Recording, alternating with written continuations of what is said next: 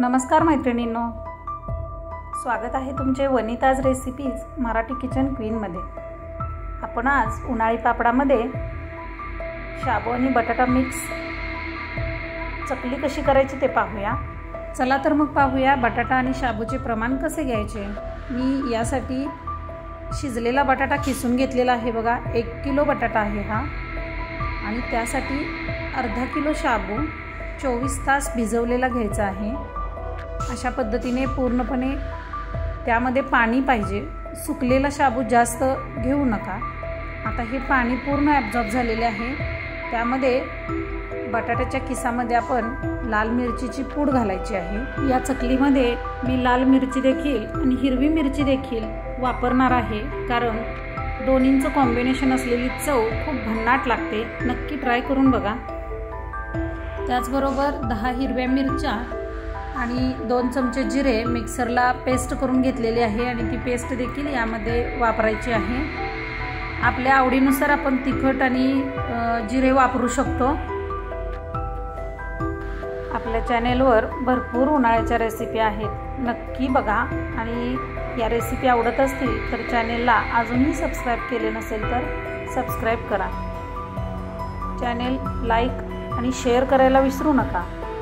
भिजलेला साबुदाणा यामध्ये मिक्स केल्यानंतर बटाटा आणि शाबू यामध्ये गुठळ्या राहणार नाही त्याची काळजी घ्यायची। बटाटा एकदम फाईन किसून घ्यायचा आहे बघा।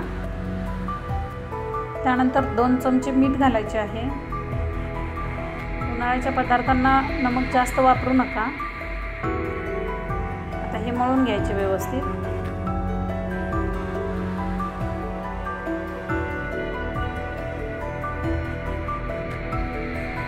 आता याचे घट्टसर बॅटर तयार झालेले आहे बघा। चकलीच्या साच्यामध्ये घालून याच्या चकली करून घ्यायच्या आहे। खूप सोपी रेसिपी आहे, तुम्ही पण नक्की ट्राय करा। आणि बिघडण्यासारखं देखील काही नाही, अगदी इझी आहे।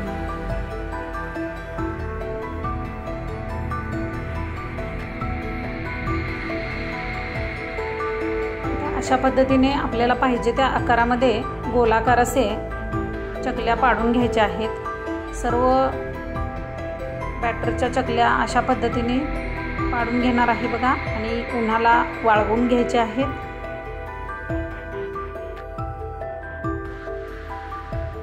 बाहेर जास्त ऊन असल्यामुळे मी घरातच ह्या चकल्या पूर्ण पाडून घेतलेल्या आहेत। आता हा कागद मी उन्हाला नेऊन ठेवणार आहे।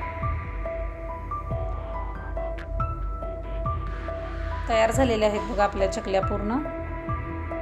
1 ते 2 ऊन देऊन घ्यायचे आहे त्याला, म्हणजे व्यवस्थित तयार होतात आणि वर्षभर टिकतात। चला तर मग आपण नवीन रेसिपी सोबत पुन्हा भेटूया। तोपर्यंत तुम्ही बघत रहा Vanita's recipes Marathi kitchen queen. Thank you.